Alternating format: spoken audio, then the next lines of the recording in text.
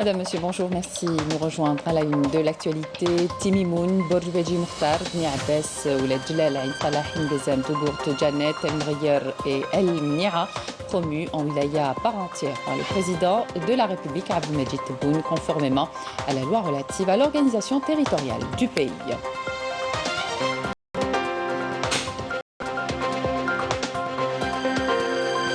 Deuxième anniversaire de la journée nationale de la fraternité et de la cohésion entre le peuple et son armée pour la démocratie. Retour dans ce journal sur cet événement majeur qui a donné naissance à l'Algérie nouvelle et a renforcé la cohésion entre l'armée et le peuple.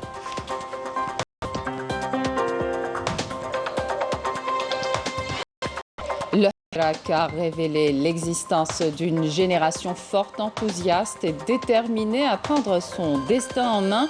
Un portrait dans ce journal de Redouane, un jeune Algérien qui fait partie des premiers manifestants sortis le 22 février 2019 dans les rues de Betna et qui a depuis fait son petit chemin de chef d'entreprise. Bienvenue à tous. Conformément à la loi relative à l'organisation territoriale du pays, le président de la République, Abdelmejid Tebboune, a décidé de promouvoir 10 circonscriptions administratives du Sud en wilaya à part entière. Il s'agit des wilayas de Timimoun, Borj Beji Mokhtar, Bni Abbas, Ouled Djelal, Aïn Salah, Ngezam, Tougourt, Janet, El Mriyer et El Mnia. Dans ce cadre, le président de la République a nommé au poste de Wali Youssef Bechlaoui, Wali de Timimoun, Atmen Abdelaziz, Wali de Borj Beji Mokhtar, Aïssa Aziz Bouras, Wali de Ouled Djelal, Saad Chenouf, Wali de Ibrahim Ghmired, Wali Din Salah, Mehdi Bouchreb, Wali Din Gzam, Nasser Sba, Wali de Tougourt, Ben Abdallah Cheib, Wali Janet, Aïssa Aïsset, Wali Del Mriyer, Boubker Lensari, Wali Del Mnia, et sont nommés secrétaires généraux de ces wilayas Abdelkrim Lamouri, secrétaire général de la wilaya de Timimoun, Mohamed Lansari, secrétaire général de la wilaya de Borj Beji Mokhtar, Abdel Fattah Ben Kerkoura, secrétaire général de la wilaya de Ouled Djelal, Mohamed Chlef, secrétaire général de la wilaya de Bni Abbas, Djilali Yahmi, secrétaire général de la wilaya de Insalah, Rabi' Naqib, secrétaire général de la wilaya de Ain Gzem, Qassi Amran, secrétaire général de la wilaya de Tougourt, Abdelaziz Jawad, secrétaire général de la wilaya de Janet, et Kamel Hadji, secrétaire général de la wilaya d'El Mriyer, Nourdine Ursa, secrétaire général de la wilaya d'El Mnia. Je vous le disais en titre, deuxième anniversaire de la journée nationale de la fraternité et de la cohésion entre le peuple et son armée pour la démocratie. Retour dans ce journal sur cet événement majeur qui a donné naissance à l'Algérie nouvelle et a renforcé la cohésion entre l'armée et le peuple. Bouchaboli. D'une seule et même voix, les Algériens ont crié leur ras-le-bol et ont dit non un certain 22 février 2019 à un système qui a fait plus que son temps. Le Hirak, qui a revendiqué pacifiquement le changement faisant preuve d'une grande maturité et d'une sagesse exemplaire, a été constitutionnalisé dans le préambule de la loi fondamentale. La journée du 22 février a de ce fait été décrétée journée nationale de la fraternité et de la cohésion entre le peuple et son armée pour la démocratie, qui ont tous deux veillé à ce qu'il n'y ait pas de dérapage et que les manifestations ne perdent pas leur caractère pacifique. Des manifestations que le Hirak a décidé d'interrompre à cause de la crise sanitaire qui a impacté la planète entière. L'armée a pour sa part veillé à acheminer les premiers vaccins aux populations. Ce qui nous conduit à faire cela, c'est l'amour de la patrie et du peuple algérien. L'armée nationale populaire, comme vous le savez, a prouvé cela dans de nombreuses situations difficiles traversées par l'Algérie.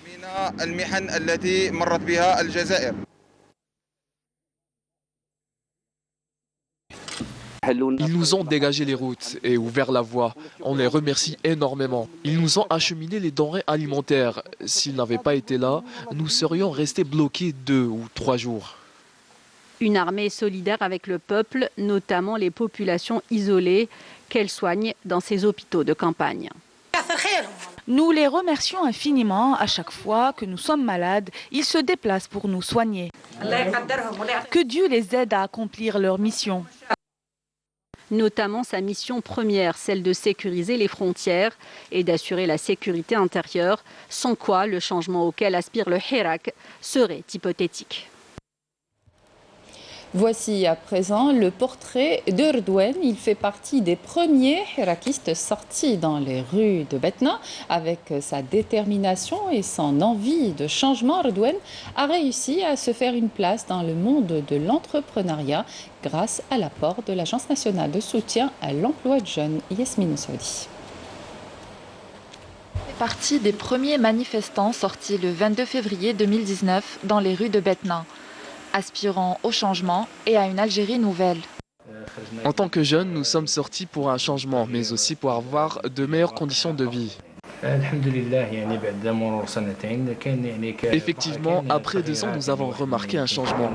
Il y a beaucoup de modifications qui ont eu lieu. Et il y a désormais plus de facilité pour le partage de nos idées et nos revendications. 2 années se sont écoulées à travers lesquelles Erdogan a beaucoup évolué. Si nous voulons un réel changement, il faut commencer par soi-même. En tant que jeunes, nous ne devons pas être opportunistes.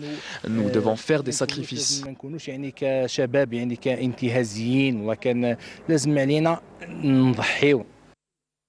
Grâce à l'apport de l'Agence nationale de soutien à l'emploi de jeunes et en monnayant beaucoup de volonté, Erdogan a réussi à créer sa propre entreprise qui emploie aujourd'hui plus de 20 personnes. Je remercie Erdogan qui a été à la hauteur de nos attentes.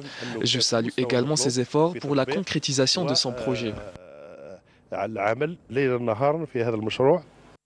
Avec sa détermination et son envie de changement, Erdogan a réussi à se faire une place dans le monde de l'entrepreneuriat, un exemple de réussite. Et le Hirak a révélé l'existence d'une génération forte, enthousiaste et déterminée à prendre son destin en main. 2 années après le Hirak, la jeune génération est devenue un maillon essentiel dans l'ossature de l'État pour édifier une Algérie nouvelle. Nesrine Ben Saidi.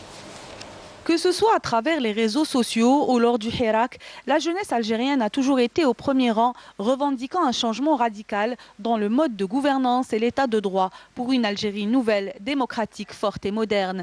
Le Hirak a révélé l'existence d'une génération enthousiaste et déterminée à prendre son destin en main. Le Hirak a permis l'émergence d'une génération extraordinaire, impliquée dans tous les domaines. L'Algérie est un pays très riche par sa jeune génération. C'est pour cette raison qu'il faut miser sur cette génération. Nous sommes ici pour relever le défi et pour reprendre le flambeau que nos martyrs ont laissé. Nous souhaitons que les jeunes Algériens participent de plus en plus à la vie politique. 2 années après le Hirak, la jeune génération est devenue un maillon essentiel dans l'ossature de l'État pour édifier une Algérie nouvelle, à travers notamment la création du Conseil supérieur de la jeunesse, une occasion pour cette génération prometteuse de formuler des avis et des recommandations au sujet de questions relatives aux besoins de la jeunesse ainsi qu'à son épanouissement dans les domaines politiques, économiques, sociaux, culturels et sportifs. La création du Conseil supérieur de la jeunesse est une démarche très importante, notamment après que la jeune génération ait fait ses preuves et s'est montrée à la hauteur lors des différentes étapes qu'a traversé le pays.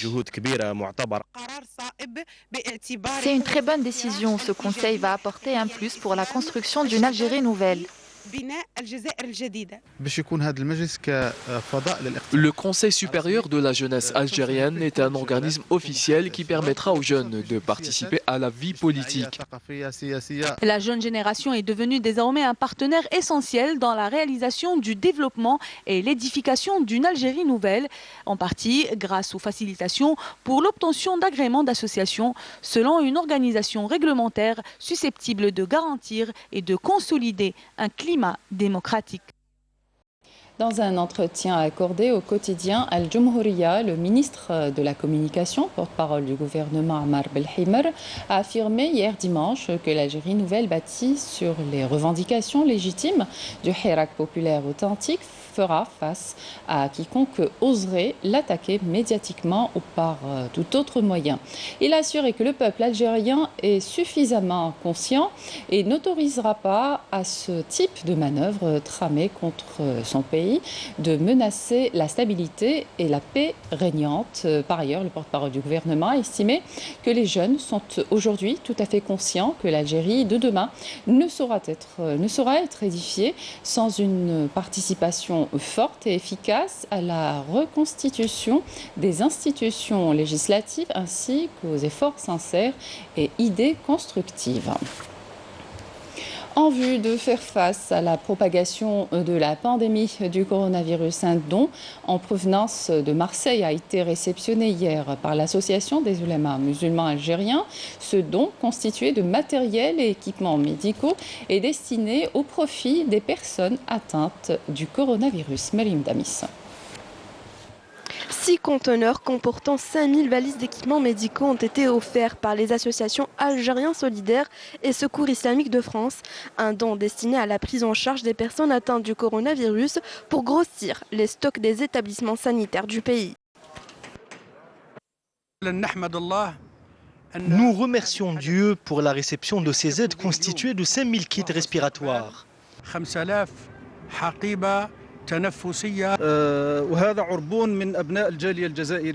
À travers cette initiative, la communauté algérienne exprime sa solidarité envers leurs frères algériens. En cette période de pandémie, grands et petits ont participé à l'acquisition de ces équipements. Le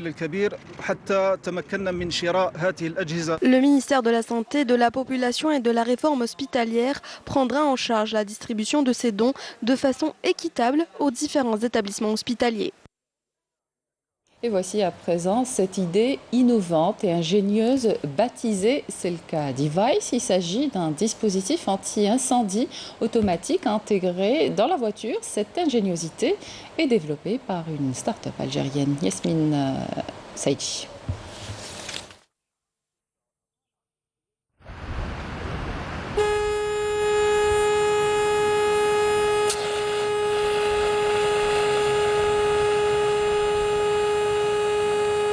Selka Device, une idée innovante et pratique développée par une start-up algérienne. Il s'agit d'un dispositif anti-incendie automatique. Nous étions sur la route, mon ami et moi, lorsque nous avons vu une voiture prendre feu. C'est à ce moment-là que nous avons eu l'idée de créer Selka Device. Lorsque la voiture prend feu à cause d'un court-circuit ou même d'un incendie volontaire, l'appareil, qui est doté d'un capteur de température, va alerter le conducteur afin qu'il s'éloigne du véhicule avant que le dispositif anti-incendie s'active automatiquement pour éjecter de la mousse pour éteindre les flammes.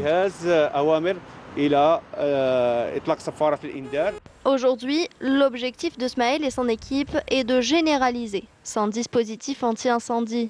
Le dispositif anti-incendie automatique est intégré dans la chambre de la trappe de remplissage de carburant des voitures et des véhicules. C'est une protection pour le conducteur, les employés des stations de service et les voitures.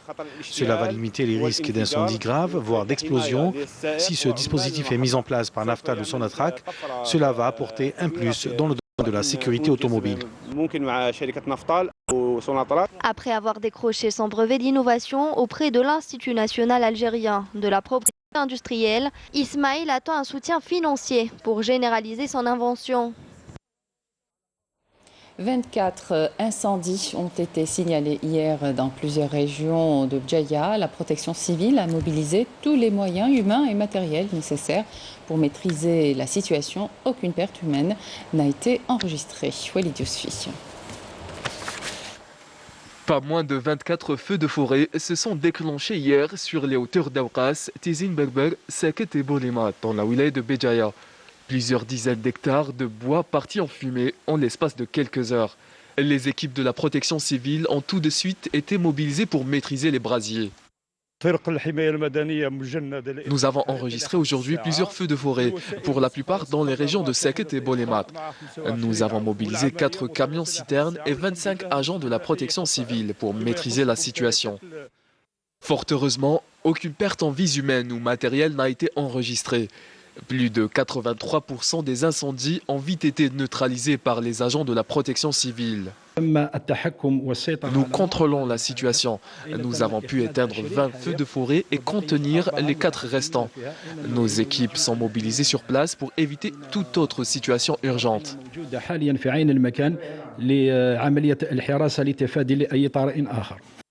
Une enquête a été ouverte pour identifier les causes de déclenchement de ces feux.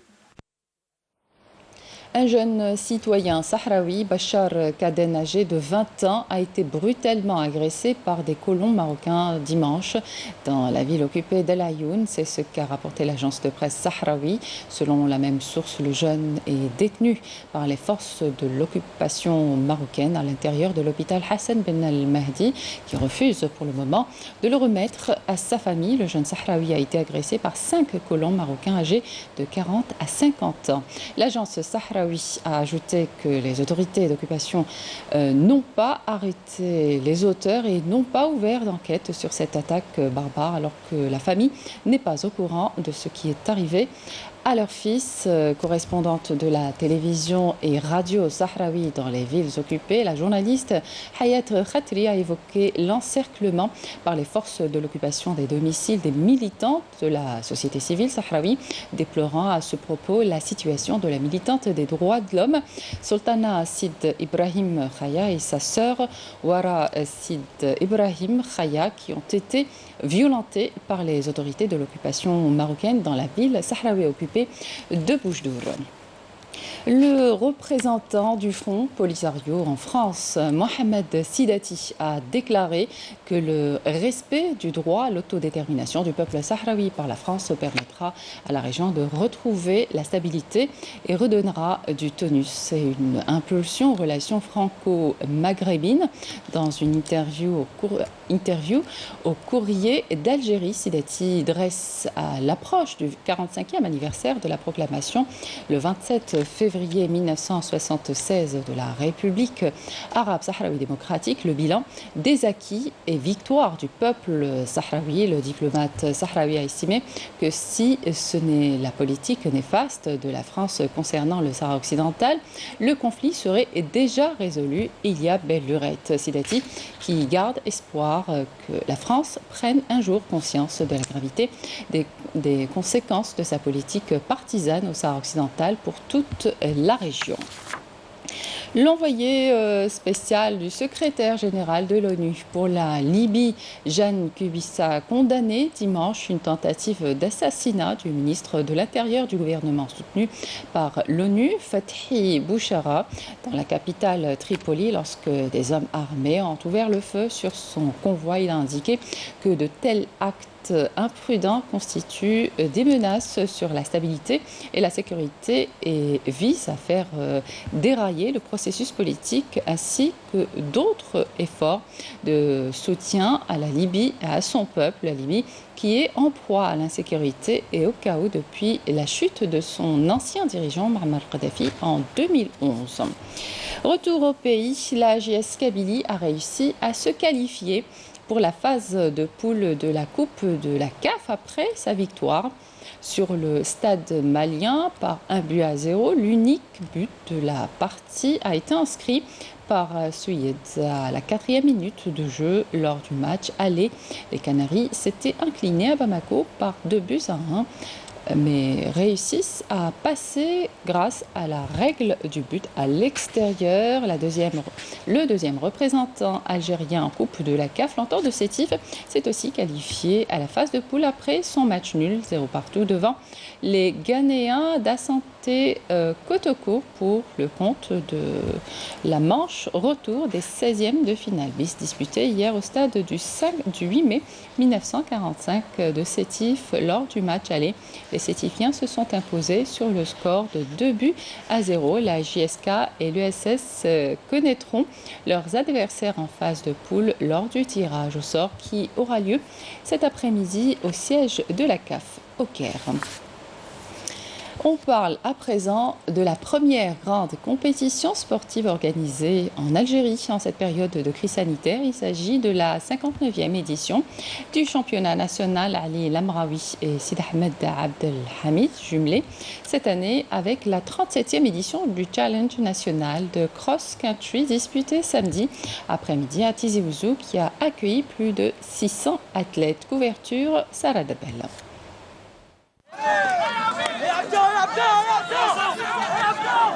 L'incontournable championnat national de cross-country.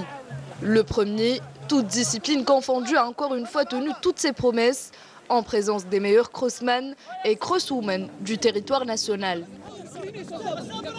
Tout se déroule comme nous l'avons souhaité, tout se déroule dans de très bonnes conditions et cela grâce à l'apport considérable, un très bon apport je dirais, de toutes les autorités locales de la wilaya Tizi Ouzou, surtout l'APW, l'APC de Tizi Ouzou et la direction de la jeunesse et des sports. Je ne cesserai de remercier tout ce beau monde qui se sont déplacés pour applaudir et encourager tous les athlètes. Donc Tizi Ouzou, on peut dire aujourd'hui notre fête est largement réussie.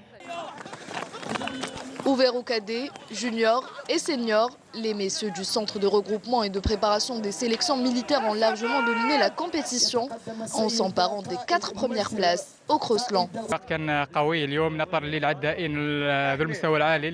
La course était intense aujourd'hui, vu les adversaires et la concurrence était rude.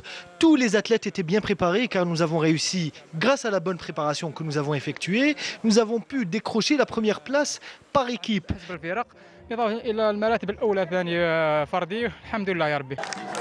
Et pour le 4 km, la première place est revenue à Oussama Chahed, nouveau sociétaire de l'AS Protection Civile d'Alger. La course était rapide, j'ai pu la gérer, j'ai récupéré mon titre de champion que j'avais perdu l'an dernier à Oran. Alors que chez les seniors dames, victoire logique pour Riham Sennani et son équipe de l'AS Protection Civile qui ont survolé la course. La course était très intense. J'ai pu la gérer depuis le début. Mes coéquipiers et moi, espérant plus de succès. Dans la catégorie junior, Yazid Della du CRR Wild Mimoun s'est adjugé la première place chez les garçons et Ranier Zik du SDM Schlef chez les dames. Enfin, pour la plus jeune catégorie, Khaled Waket de Soukharas et Nour El-Houda Gmen du GS Djelfa ont pris les premières places chez les cadets. La course était très difficile, j'ai réussi à décrocher la première place grâce aux entraîneurs.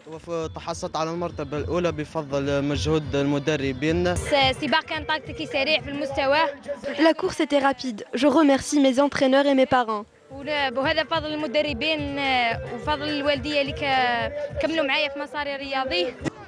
Cette compétition est qualificative au prochain championnat d'Afrique de cross, prévu en mars au Togo. Et voilà qui termine cette édition. Merci de votre attention. Tout de suite, les prévisions météo avec Amel Aribi. Excellente suite de programme sur Canal Algérie.